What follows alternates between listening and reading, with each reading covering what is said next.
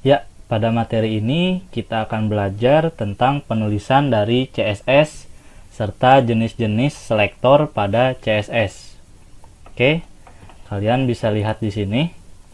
Untuk penulisan CSS itu seperti ini ya. Di sini ada yang namanya selektor, lalu ada kurung kurawal ya.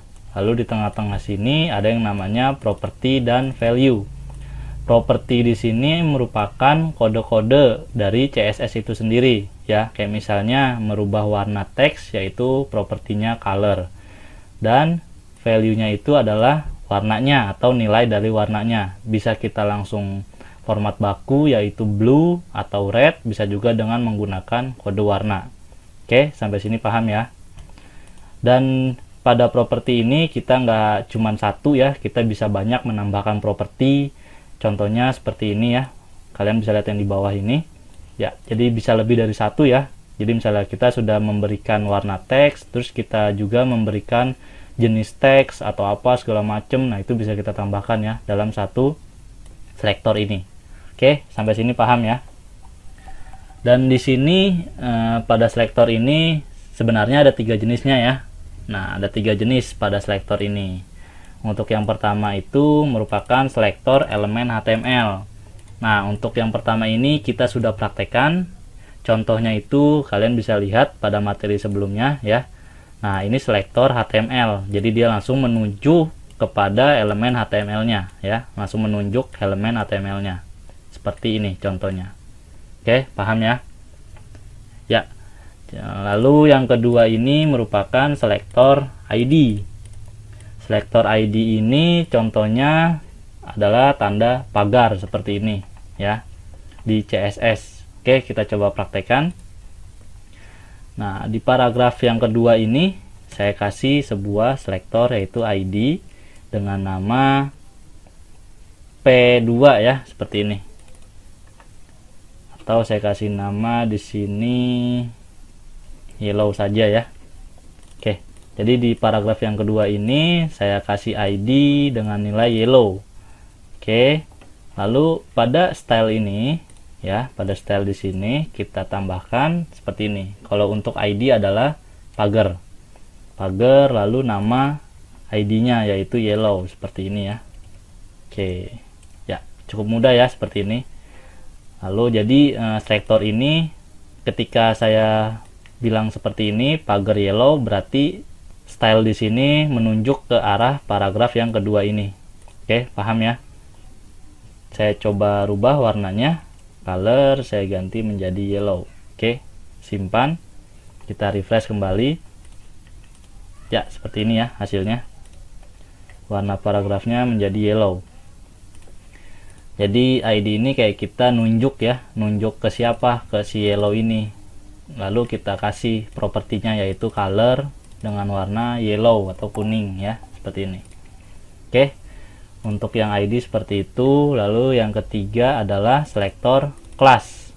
Selektor class di sini adalah menggunakan titik ya untuk CSS-nya. Oke, kita praktekkan.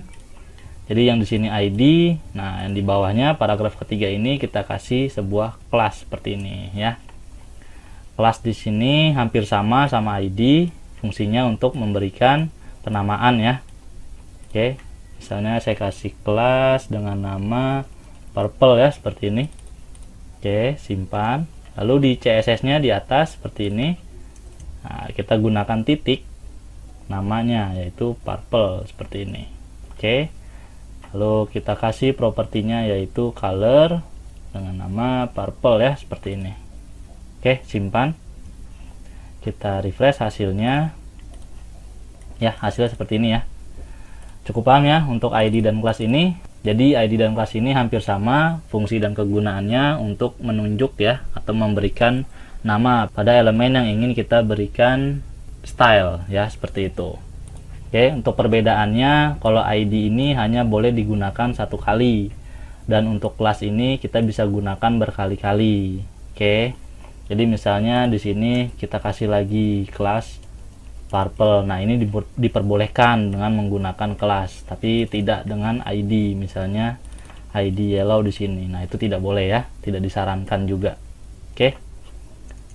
Jadi seperti inilah untuk jenis-jenis selektor serta penulisan dari CSS. Selanjutnya kita akan coba untuk membuat CSS eksternal ya. CSS eksternal ini cukup mudah. Nah, kita tinggal buat file lagi. Kita klik file, new file, ya, kita simpan. Kita letakkan di sini ya, di dalam folder websiteku juga. Ya, seperti ini. Kita kasih nama misalnya style titik CSS ya, formatnya CSS ya. Oke, jika sudah seperti ini, simpan, save. Oke. Lalu pada HTML-nya, pada bagian ini ya, kita cut, kita pindahkan ke paste ke style atau file yang tadi kita buat ya, seperti ini ya. Hasilnya seperti ini, kita simpan. Lalu pada HTML-nya di sini kita hapus ya. Lalu kalian ketik seperti ini, link ya, relation style sheet, tipenya text CSS. Nah, ref ini kita hubungkan antara dokumen HTML kita yang ini sama CSS yang ingin kita gunakan ya, seperti ini. Untuk penulisannya kalian samakan sama nama file yang kalian buat. Misalnya di sini saya nama filenya adalah style, formatnya CSS ya, seperti ini. Simpan, kita refresh kembali. Jika tidak berubah tampilannya, berarti kita sudah berhasil menghubungkan antara HTML dan CSS. Kita refresh, ya, ternyata tidak berubah. Berarti di sini saya tidak ada kesalahan. Nah, coba kalau kita coba ada kesalahan, kita tambahin S di sini, nama filenya berbeda. Kita simpan, kita refresh. Nah, dia akan normal ya, hitam. Nah, di sini saya hapus saja untuk yang jenis inline ya, seperti ini. Kita save, kita refresh lagi. Ya, seperti ini ya, hitam. Kalau kita kembali normalkan seperti ini, simpan, refresh, ya, sesuai ya. Oke, jadi seperti inilah untuk materi kita sekarang. Silakan kalian explore lagi, kalian boleh tambahkan gambar seperti pada materi sebelumnya, atau kalian mau bikin apa, boleh, silakan coba-coba. Ya, sampai bertemu pada materi selanjutnya. Terima kasih.